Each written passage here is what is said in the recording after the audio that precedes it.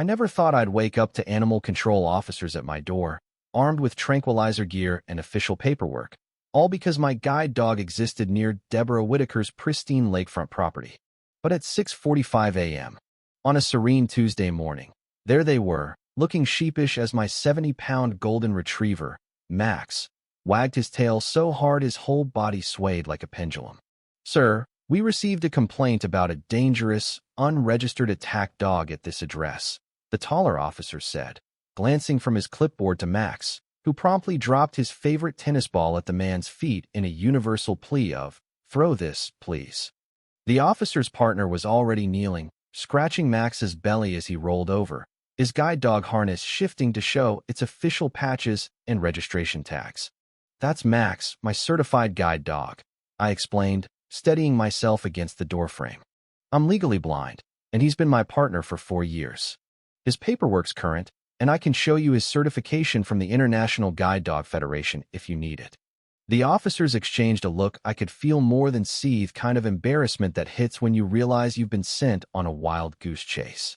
My name is Michael Bennett, and I'd moved to Clearview Lake just 3 months earlier, chasing the calm my doctor said would ease the migraines that have plagued me since a car accident stole most of my vision 5 years ago. The cabin was my late grandmother's, a cozy 2-bedroom with a wraparound porch, perfect for Max to lounge on while I work from home as a freelance audio editor. The first time I met Deborah Whitaker, she introduced herself as the HOA president before I'd even unpacked my moving truck. She stood there with a clipboard and measuring tape, sizing up the gap between my trash cans while lecturing me about the association's strict aesthetic rules and how my grandmother's grandfathered-in violations would need immediate fixing. "Your dog will need to be registered with the HOA," she declared, eyeing Max with the suspicion you'd give a shady salesman. "We have strict rules about aggressive breeds, and that animal looks like it might be part German Shepherd. We can't have dangerous dogs threatening residents, especially near the lake where children play." I explained, calmly, that Max was a golden retriever, about as threatening as a teddy bear, and a working guide dog protected under the Americans with Disabilities Act. Deborah huffed, scribbled on her clipboard, muttered about checking the bylaws and safety concerns, then marched off, her jeweled flip-flops clacking on the gravel like an angry typewriter. The weeks that followed were a masterclass in petty harassment dressed up as HOA diligence.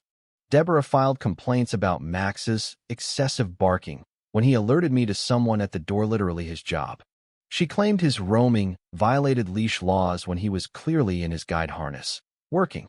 She even tried to fine me for improper waste disposal when Max did his business in my own backyard, insisting I needed permits for commercial animal operations.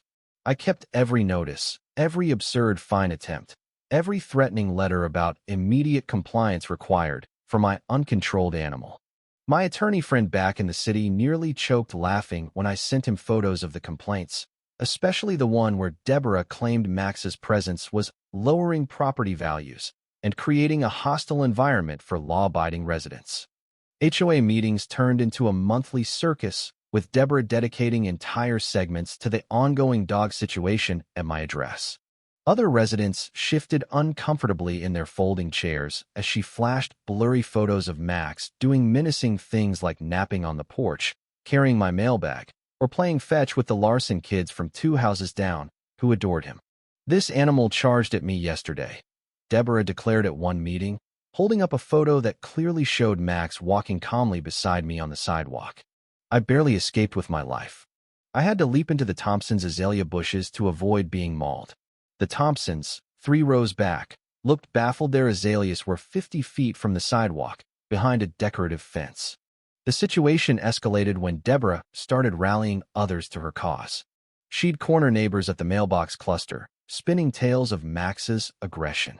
She posted warnings on the community Facebook page about staying vigilant and protecting our children from the uncontrolled animal at Lot 47. Most ignored her, but a few of her book club buddies began crossing the street when they saw us, clutching their bags like Max might suddenly crave designer leather. Then came the security camera fiasco. Deborah installed multiple cameras pointed straight at my property, claiming it was for documentation of my ongoing violations. They captured Max's every move, from morning guide duties to afternoon naps. She'd compile weekly video presentations for the HOA board, complete with ominous background music she'd added, showcasing Max's aggressive behaviors, like yawning, stretching, and horrifyingly wagging his tail at a butterfly. I tried reasoning with her, even invited her over for coffee to meet Max properly. She refused, saying she couldn't risk her safety on a property with an attacked dog. I offered to meet at the community center, with Max leashed and calm. She declined, claiming that would enable dangerous behavior and put residents at risk. The breaking point came when Deborah started calling agencies. First, the health department, alleging my animal operation created unsanitary conditions. They found nothing, just a clean yard and a dog with up-to-date shots. Then she called code enforcement, insisting Max's and used doghouse, he sleeps inside, violated building codes. They measured it, photographed it, declared it legal, and apologized for the bother. Each failed attempt only fueled her resolve. She launched a petition to ban dangerous dogs from the HOA, using vague language that could target any dog over 30 pounds. When it didn't get enough signatures, she pushed a new rule requiring all dogs to be muzzled in common areas, citing recent incidents that existed only in her head. The morning animal control showed up was her third attempt. The first 2 times, they'd done courtesy checks, confirmed Max's paperwork, noted his gentle temperament, and closed the case. But Deborah had learned. This time, she claimed Max had charged aggressively at multiple residents, that I'd refused to control him, and that she'd seen him stalking children at the playground in impressive feat, since I'd been in the city for a medical appointment all day. After the officers left, apologizing profusely and warning Deborah about false reports, I knew it was time to act. I filed a formal complaint with the HOA board, citing harassment and disability-based discrimination. I included every notice, every photo Deborah took, every false report she'd filed, plus statements from neighbors who'd witnessed her antics. Mrs. Larson, whose kids called Max their best furry friend, and Greg Thompson, fed up with Deborah using his azaleas in her tall tales. The HOA board president, not Deborah, but an elderly man named Walter Klein, who usually napped through meetings, was stunned by the evidence. He hadn't known about the cameras, the false reports, or the extent of Deborah's crusade.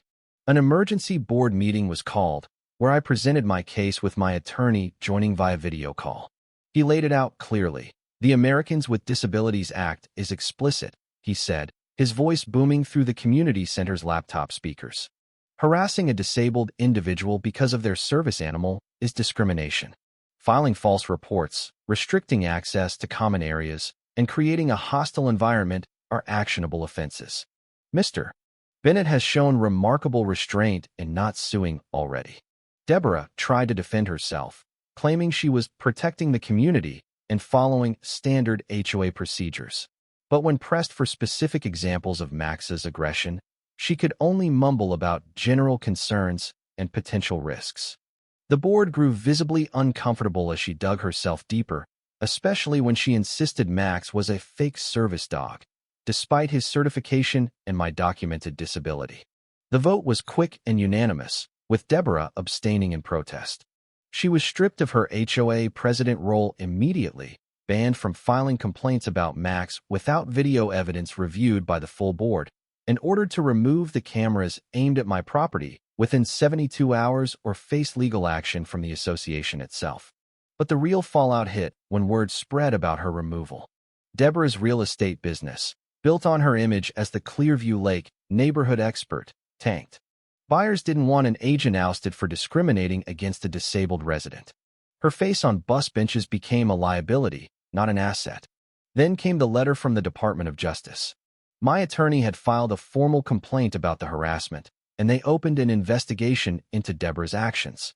Potential fines for violating the ADA started at $25,000 for a first offense, with additional penalties for each false report. Her lawyer urged her to settle out of court, leading to her covering my legal fees, donating significantly to the Guide Dog Foundation, and attending mandatory disability rights training. The final blow came at the annual HOA elections 3 months later. Deborah, now just a regular member, ran for a spot on the architectural committee. She got exactly 3 votes, likely from her book club loyalists. The new HOA president, Mrs. Larson, prioritized updating the bylaws to explicitly protect service animals and their handlers from harassment. Max and I settled into lake life peacefully. The Larson kids still stop by to play fetch. Greg Thompson waves from his azaleas every morning. The new HOA board even featured Max in their newsletter, in an article about community inclusivity. Deborah still lives 4 houses down, but she crosses the street when she sees us, more from embarrassment than fear now. The cameras came down, the false reports stopped, and Clearview Lake became the peaceful haven I'd hoped for. Sometimes I catch Deborah peeking through her curtains as Max and I pass, but she stays silent.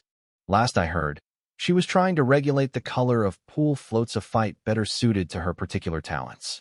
On quiet mornings, as Max guides me to the lake for our walk, I think about how things could have gone differently if Deborah had chosen understanding over fear. But then Max alerts me to a perfect stick for throwing, and I'm reminded that some see threats where others see connection. I toss the stick, Max bounds after it with pure joy, and somewhere behind us, a curtain snaps shut.